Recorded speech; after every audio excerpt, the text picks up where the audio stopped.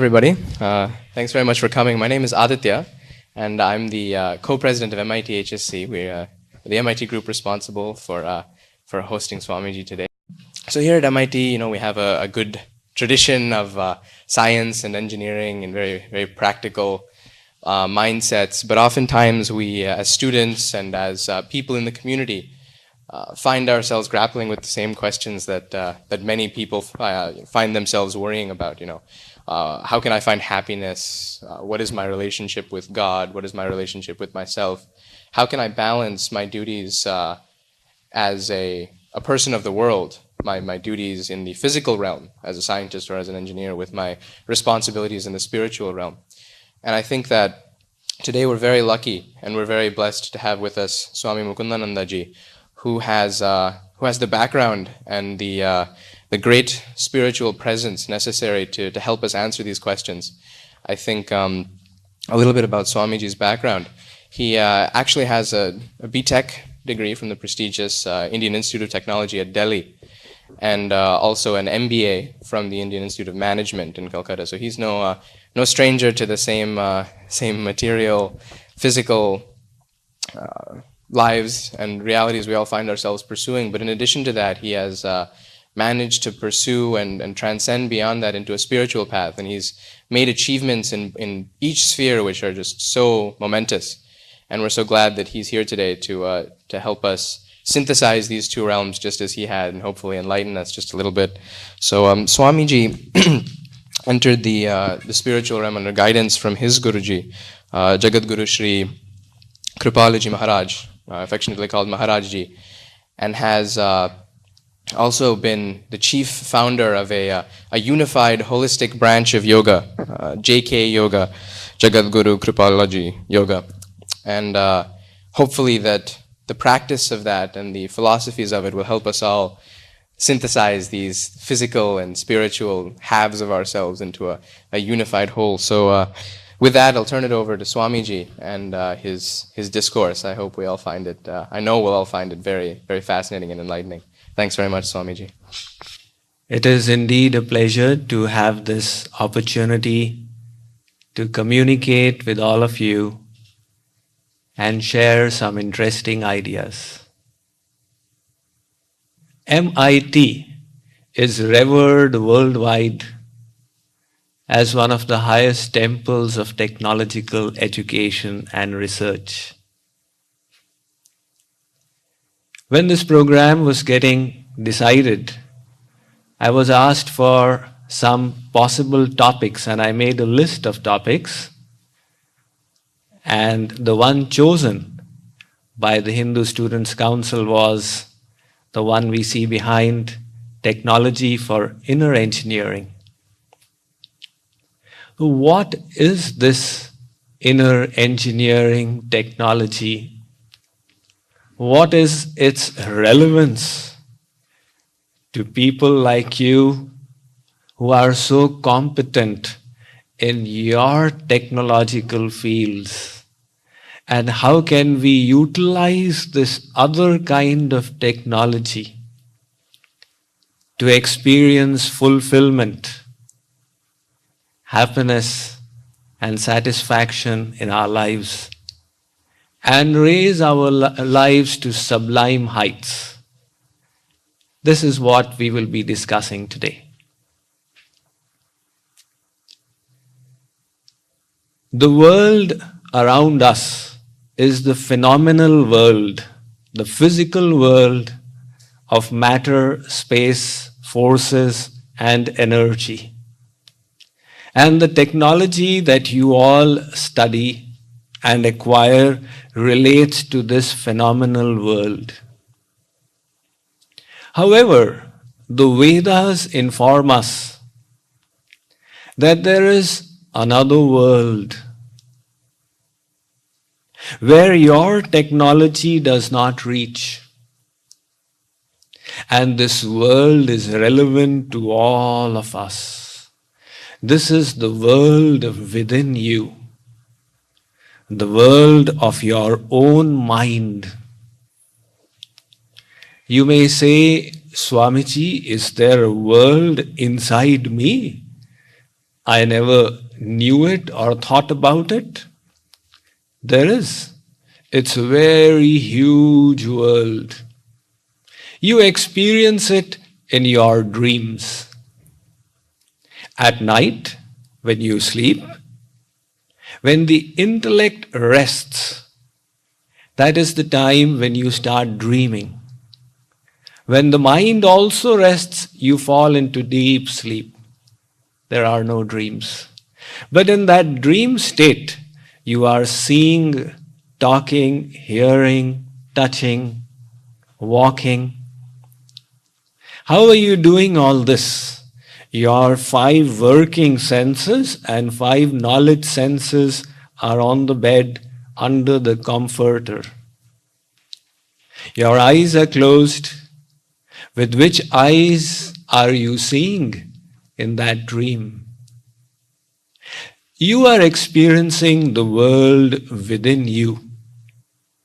In that world, it's possible sometimes you go all the way from here to India, to Hong Kong, to the moon, you start flying like a bird. There's a huge, deep world within us. This world is created by ourselves.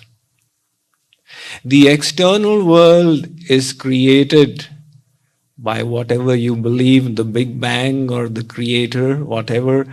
But this external world is one. If this is a microphone, it's a microphone for all of us.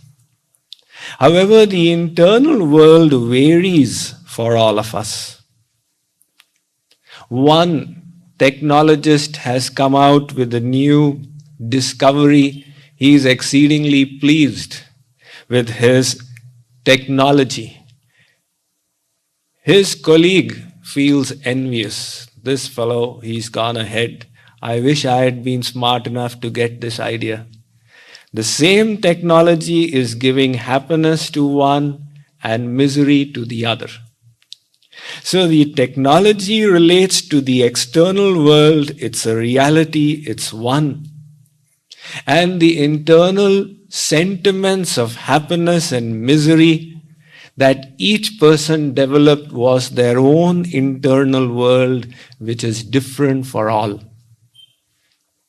So in our internal world reside our sentiments, attachments, love, hate, envy, tension, anxiety, values, emotions. This internal world is very important for all of us.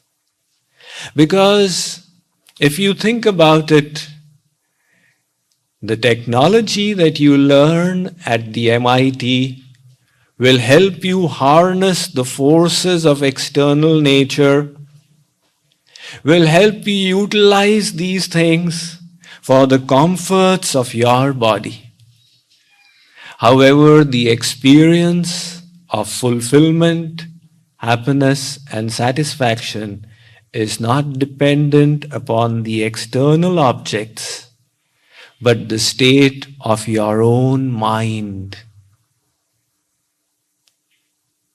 John Milton, the Western philosopher, had said, "The mind is a place of its own, and in itself can make heaven out of hell and hell out of heaven."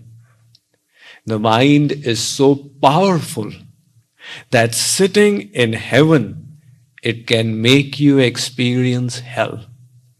Sitting in hell, it can make you experience heaven. So technology will make the objects of happiness available to you, but the experience of happiness will come from the mind. Apart from that, when you go into the real world and start utilizing this technology, you will realize, as those who have practical experience realize, that your ability to utilize this technology is directly related to the state of your mind. That is why very often my class fellows who passed out of the engineering college 29 years ago and the management college 27 years ago, it's interesting to see that the person who was at the bottom of the class is at the top in the corporate world. His knowledge of technology was less than his class fellows, but somehow his ability to control, inspire, and focus the internal world was so much that he achieved greater success than them.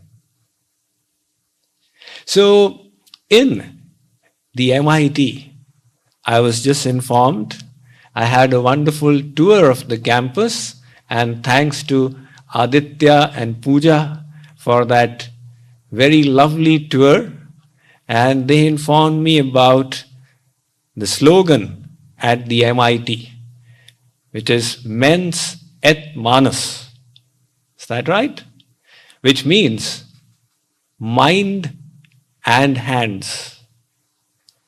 Well, that's exactly what I wish to say. You are cultivating the mind through this knowledge, but you also need to learn how to manage that mind. There, this technology does not help. That is why Albert Einstein in the last century said, science has succeeded in denaturing the plutonium atom, but it cannot denature the evil in man's hearts. Science does not reach there. From the Vedic perspective, there has never been any conflict between the external science and the world within. They say, Dve vidye veditavye parachaiva paracha tatra para rigvedo yajurvedah samaved atharvangiras itihas purana shiksha kalpo vyakaranam niruktam chando jyotishamiti. They say there are two kinds of technologies. One technology related to the phenomenal world outside, and one technology related to your own internal world. Both these are essential parts of the human experience. There is no need to deny or contradict them. And they also say that if somebody neglects the inner technology, that person will attain darkness.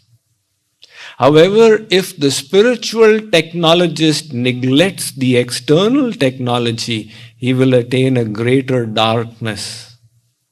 So you need to utilize both these, synthesize these to reach that final goal.